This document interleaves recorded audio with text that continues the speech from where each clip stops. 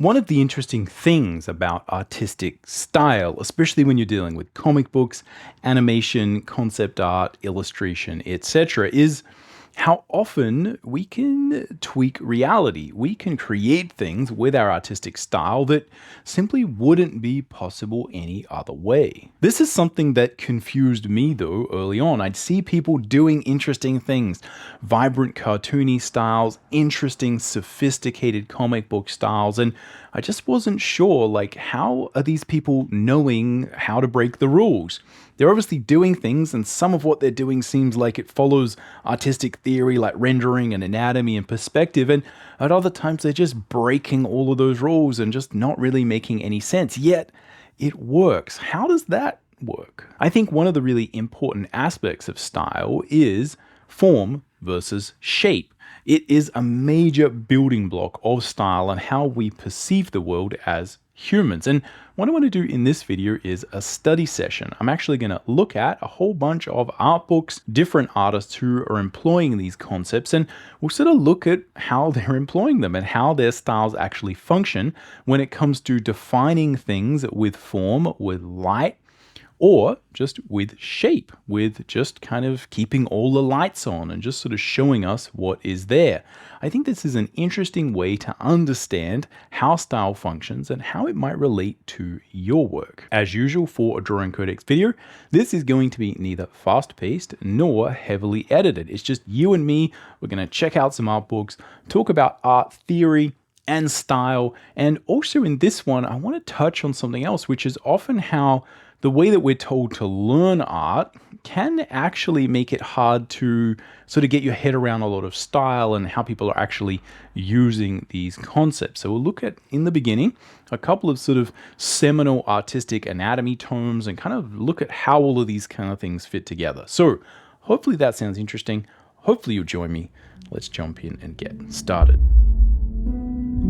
Alright, welcome to the Drawing Codex. My name is Tim Hildebrandt. I've been a professional working artist for over 20 years, and on this channel, we're all about drawing cool stuff from our imagination, embracing the challenge of drawing, and mastering the craft of line and color illustration. Now, if you'd like to learn more about illustration and picture making, you can check out my free illustration mini workshop. It charts my journey going from an amateur to a professional, and I talk a lot about really important issues such as how to get more detail and polish in your work, how to plan your images, create thumbnails, and also a few thoughts on how to approach being a professional artist. As I said, it's free. The link will be in the description.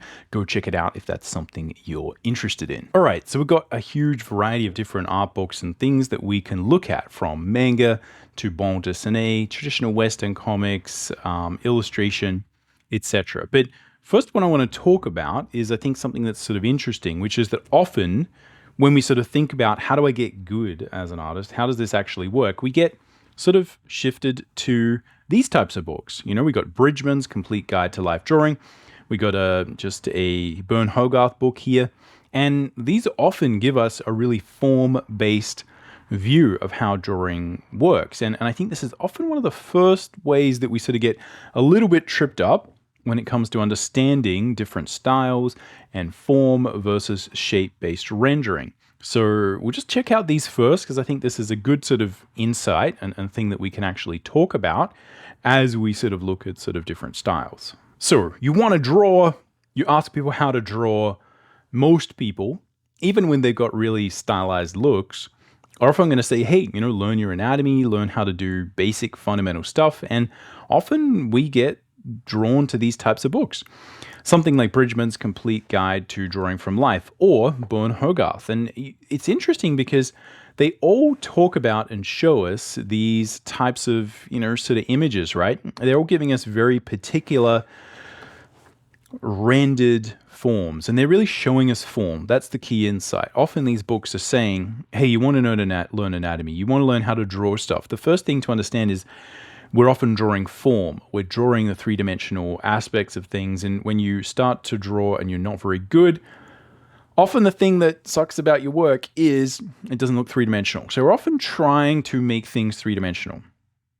We get given art books and they say, make things three-dimensional. The way you make things three-dimensional is by rendering, right? Rendering or shading. And we're often trying to get better at shading or rendering you get given these books, and they just do a lot of this stuff where they're dealing with rendering. Although, interestingly enough, if you look at a lot of Bern Hogarth's anatomy books, he always has this kind of weird rendering style where it's kind of rendered as if the light is coming from the camera. It's like sort of bad flash photography. It's very good for describing form, but it's very bad at describing what you would actually do if you were rendering and actually kind of making sure that the light was coming from a consistent direction, not just trying to sort of randomly light up all of the muscles. So it's important to understand, the key thing here is it's important to understand what the sort of teaching you're taking is actually trying to achieve and what it's trying to show you.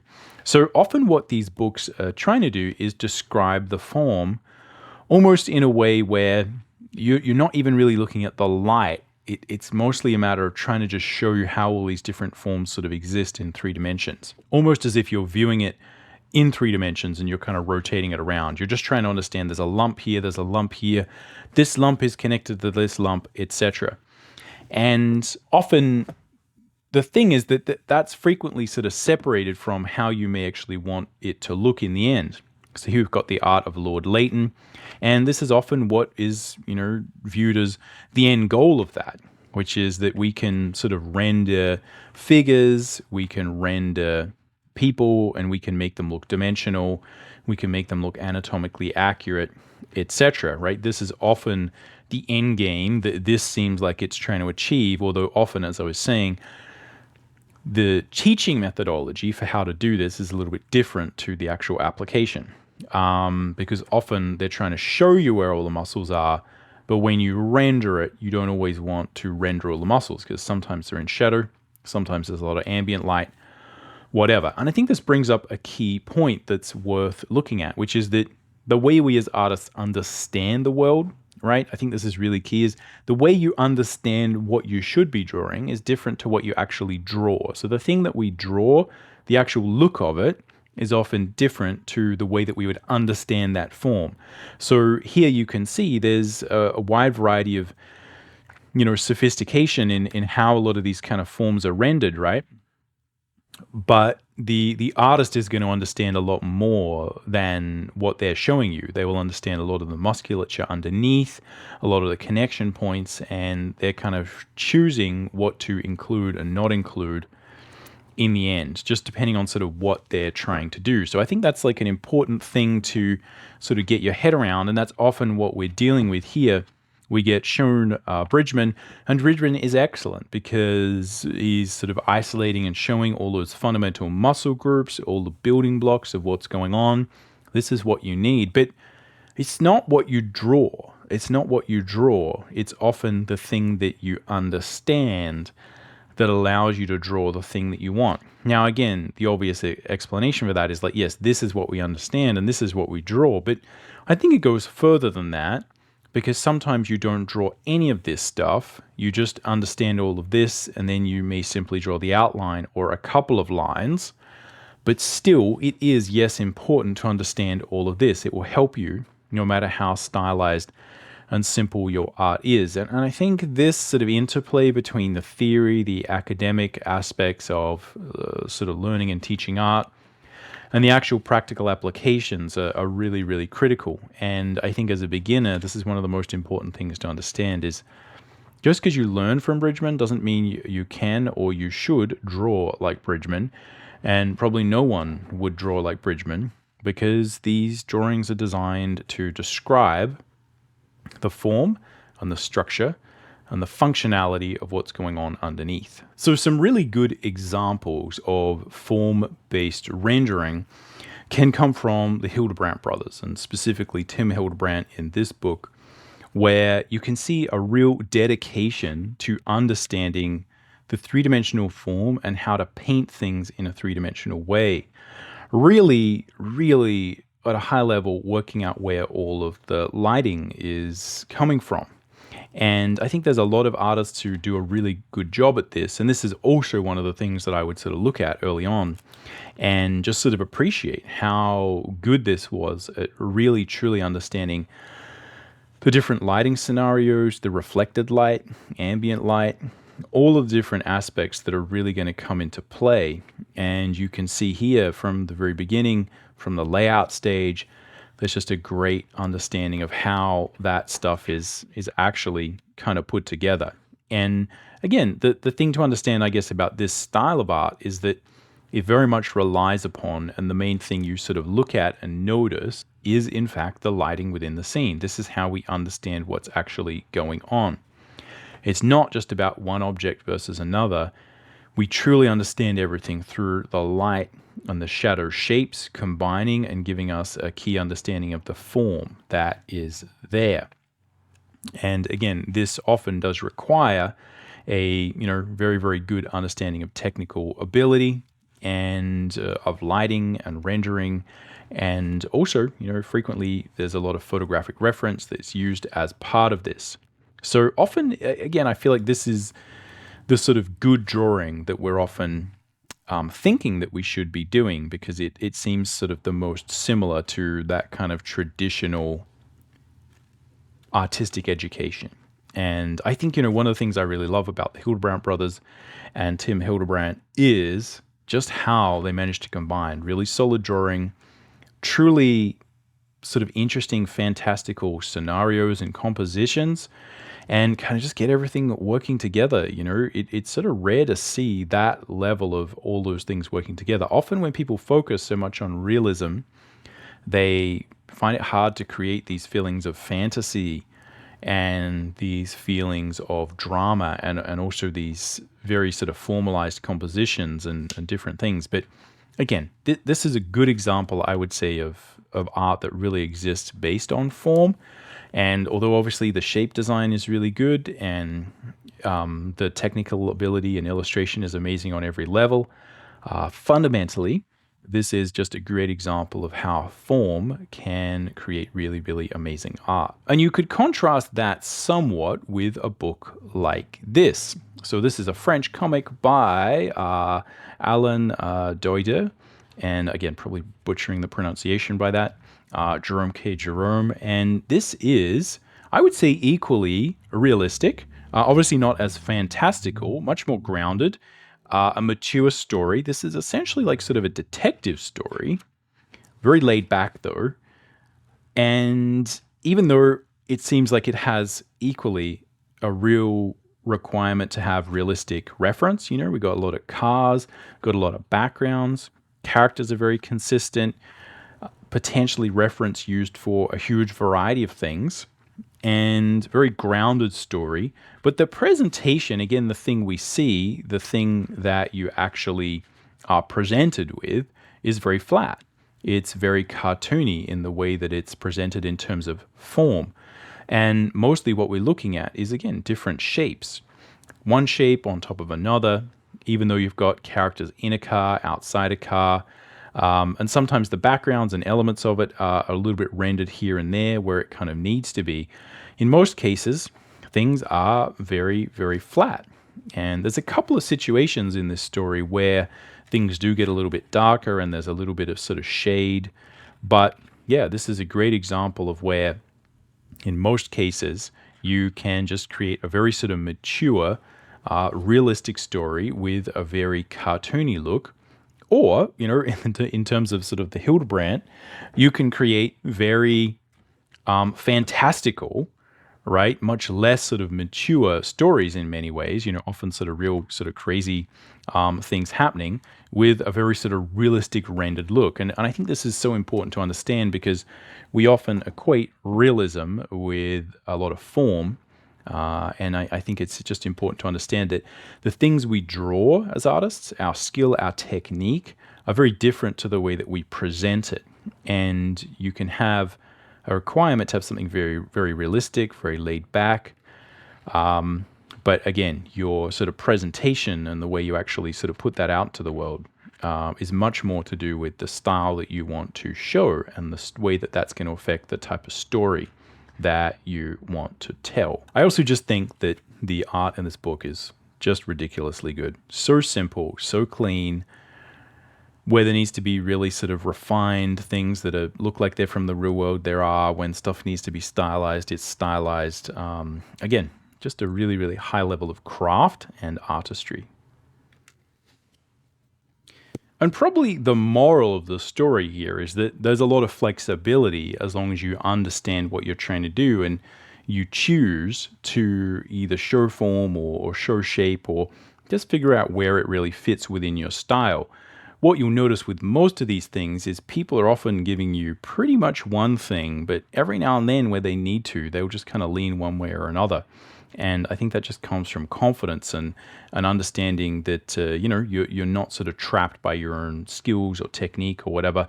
But here we've got Hayao Miyazaki's Nausicaa manga. I often like to bring this up because it is, at the same time very stylized, but also has a lot of sort of shading, which is very interesting because if you look at a lot of the Ghibli films, right, the Nausicaa film, right, it's obviously rendered in a very sort of cartoony way. And Miyazaki actually did this in pencil, and it was sort of translated into black and white just through the scanning, I think. That's my understanding, with some obviously tone to sort of define things. But you can see that, this is at the same time something where a lot of the characters and a lot of the characters' faces, and this is one of those particular nuances of manga that is very interesting. Someone like Scott McCloud often talks about this in Understanding Comics, and which is another sort of book that's really, really worth getting. How often in manga you'll have some things that are very sort of graphic, right? Often the faces are maintaining a very sort of graphic nature, very simple, but often the backgrounds will be a little bit more realistic. And not just that, but sometimes things will change from realism to more of an iconic cartoony style, which often is a way that we'll break up form versus shape-based rendering.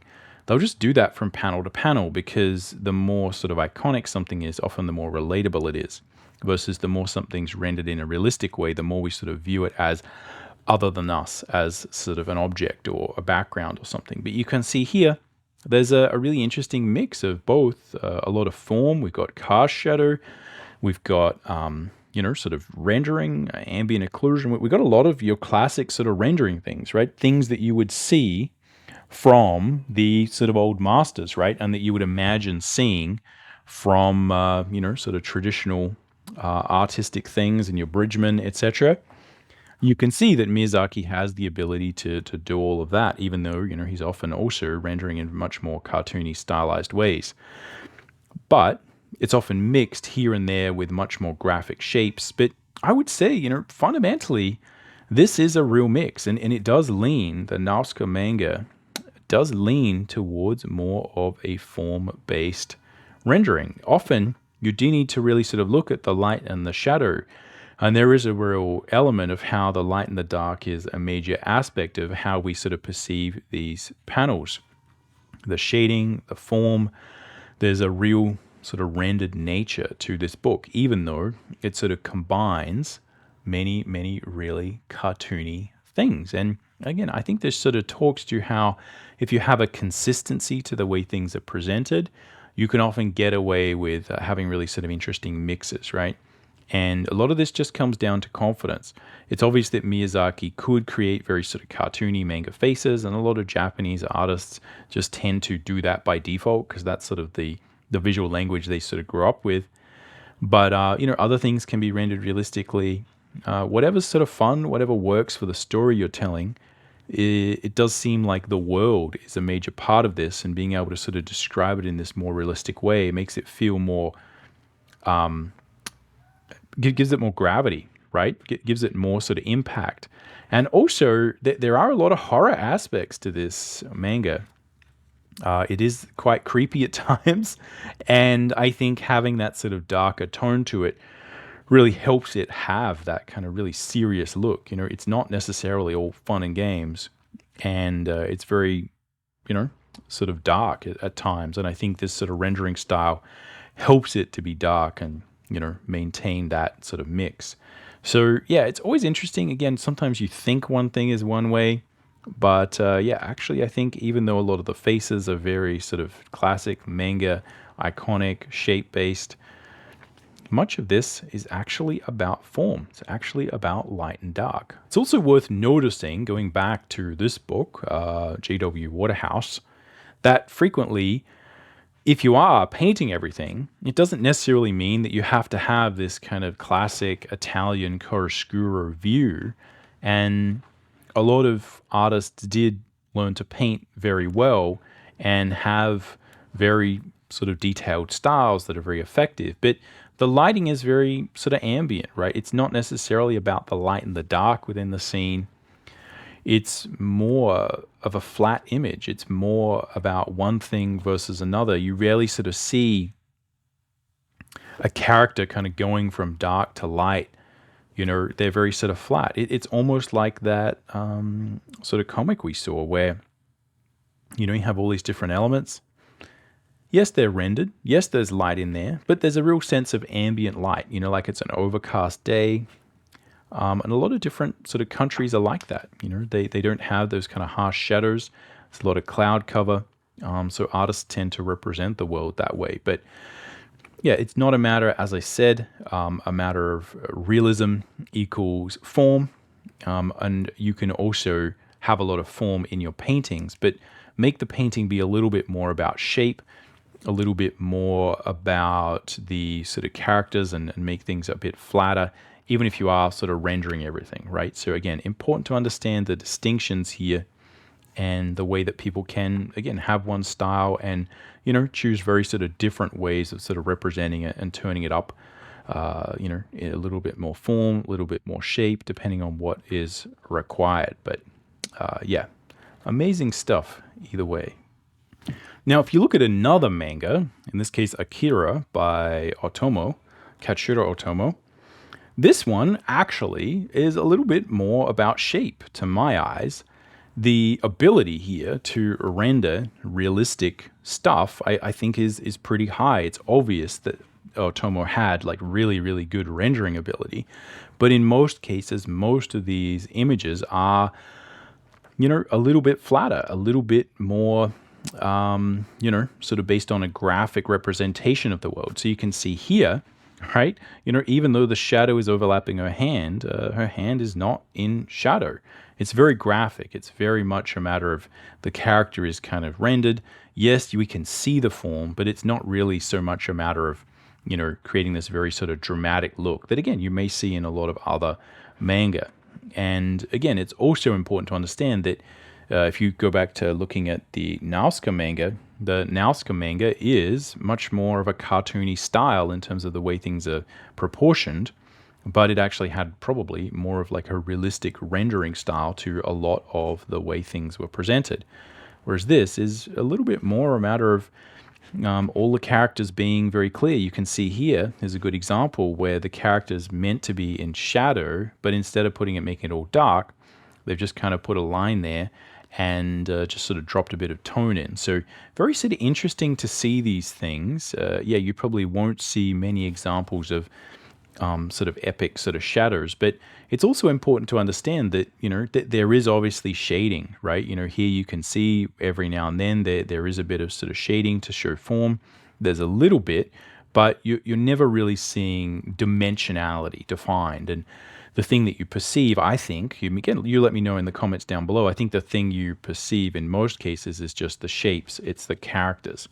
And even in very dramatic scenes, you can really kind of see that in most cases that, you know, we're just able to perceive the shapes, one thing on top of another, and there's a lot of sort of flatness, openness, and yeah, I think it gives a really, really nice result.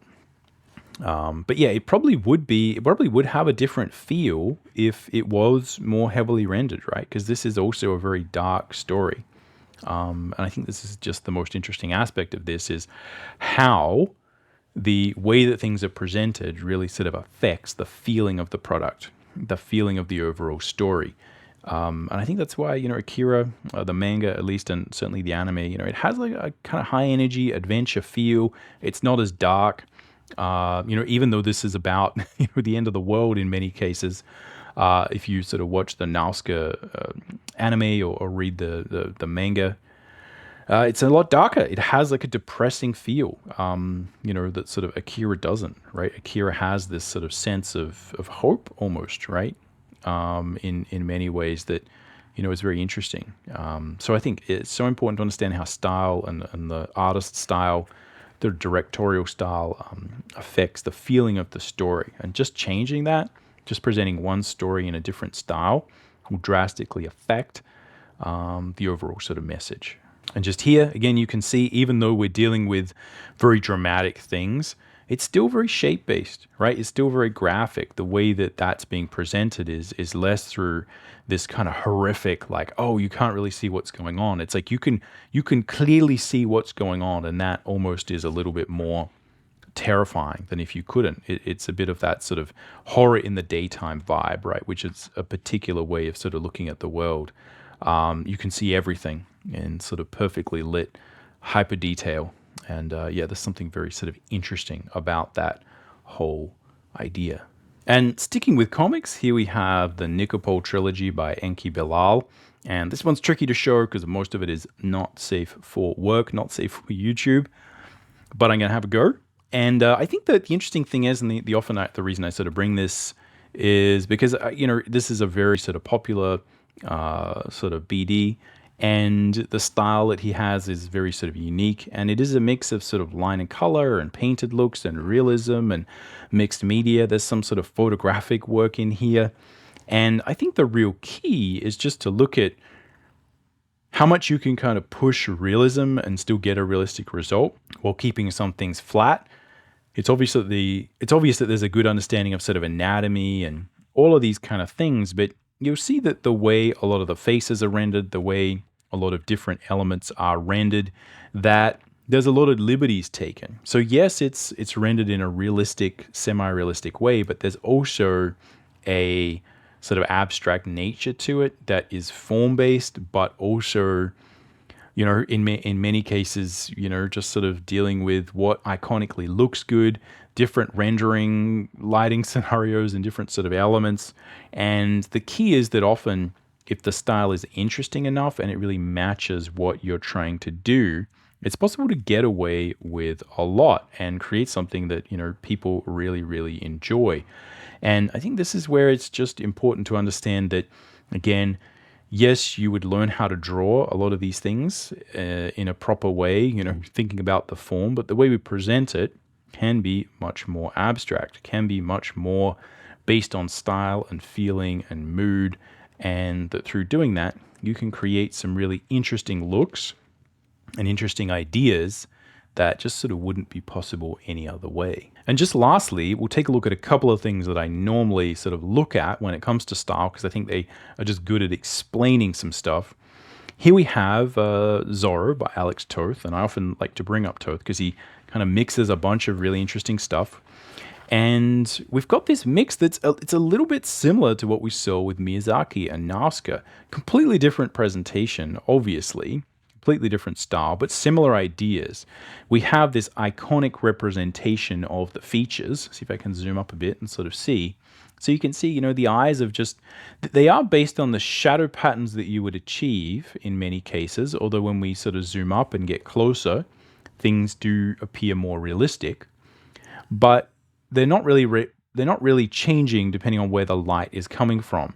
And there is this interesting mix of sort of graphicness and shadows, but there is also a major way that with all of these panels, the way that the light would actually fall and the shadows and the way the shadows fall across the environment and the way that characters are in shadow is a major part of how things are working. And I would say, even though Toth's work is very graphic, in many ways it is form-based, right? It's simple, but it is form-based. The way that you understand these things and the way that these panels are often obscured by the light and the dark.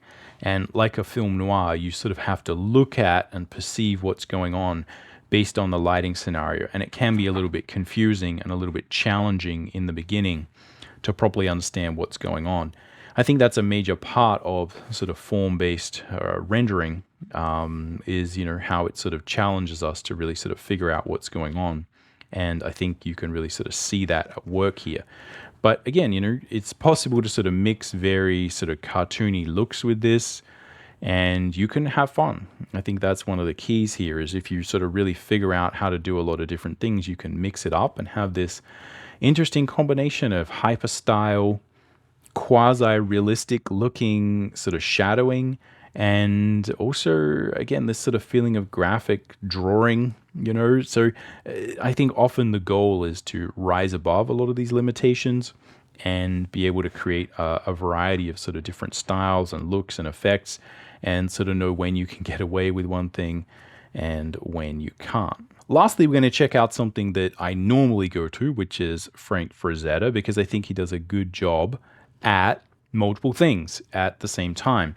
And it's important to note that Frazetta, even though he's often known for these more sort of painted looks, spent a lot of time doing comics and really exaggerating things, and has this sort of interesting combination of like Toth is doing, where he's having these sort of realistic shadow play, strong comic book sense of, okay, we put a lot of graphic black and white sort of shadows here, and he sort of combines that with a painted look as well. But he spent a lot of time creating very sort of cartoony, sort of clean line style looks, even though he's often sort of known a little bit more for this type of work. And the key thing here to understand is that even though there is a real sense of, hey, there's light here, and I think you could view Frazetta as someone who is working primarily in form, where we have a lot of understanding of the image through the light and the dark side of different shapes. He's often describing things with quite graphic shadow patterns, and that really is how we sort of look at and understand things. You can really see that here with this page, if we get a little bit sort of closer, right? Like how much his stuff kind of works in black and white, just with form. Really, really sort of interesting sort of page here. But yeah, you can see that, there is that sort of comic booky look, right? That ability to kind of make things work on a graphic level that sort of translates.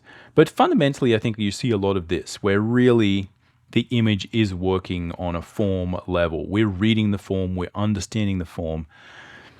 And this is often a difficult image to sort of get, right? You're often having to look at one thing and sort of figure out what's going on there. And you sort of need the light and the dark to really sort of understand. But, like a good illustrator, right? Like any sort of good illustrator, he's often able to blend and mix in a lot of, sort of different elements, like good color contrast. And most importantly, he always has a really strong focus on shapes. So I think what this means is, even though often the lighting is not 100% realistic, we don't care because it sort of is always in service of creating more interesting shapes and more interesting interplay and sort of graphic bits and pieces that entertain your eye.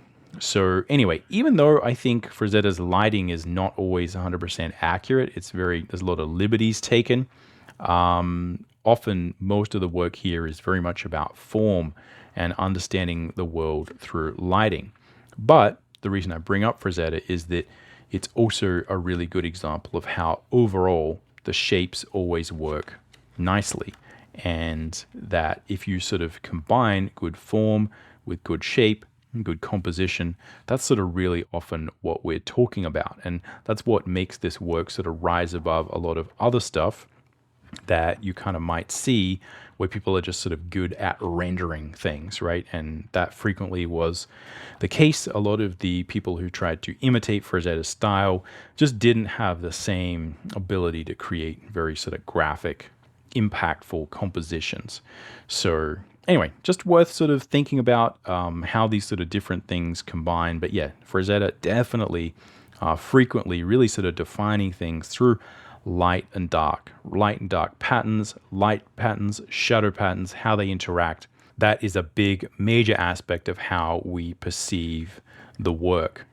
And again, I think it's one of the things that makes it so interesting. This mix of comic book style, graphic, black and white, with painted stuff, with really interesting, aggressive shapes, right?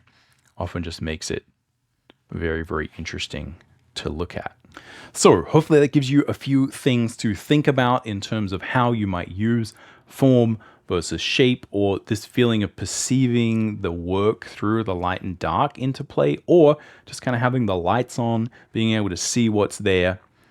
For me, this all comes down to, as I've been saying, the fundamental fact that as we learn to improve our craft, we're often given the stuff that talks about form, perspective, structure, and that this is fundamental to you becoming a better artist. But it's not always the way that you actually present your work. Often what we're doing is we're doing drawings where we figure out the structure, we figure out the form, and then we create a very simple set of lines around that. And also, what you think about as an artist is different to the line you put down. So often we're actually imagining, the more technical ability we gain, we're often imagining more technical things than we're actually drawing. You may perceive and see a three-dimensional form, but you may represent that with a few marks, with some subtle expressive brushstrokes, with some simple effective lines. And I think just understanding that interplay is really critical to building your own style. You don't necessarily have to draw all the rendering, draw all the detail, but you do need to understand it if you are going to put it there. And so much of style is figuring out what you don't put in and what you're trying to say about the world and say about your story.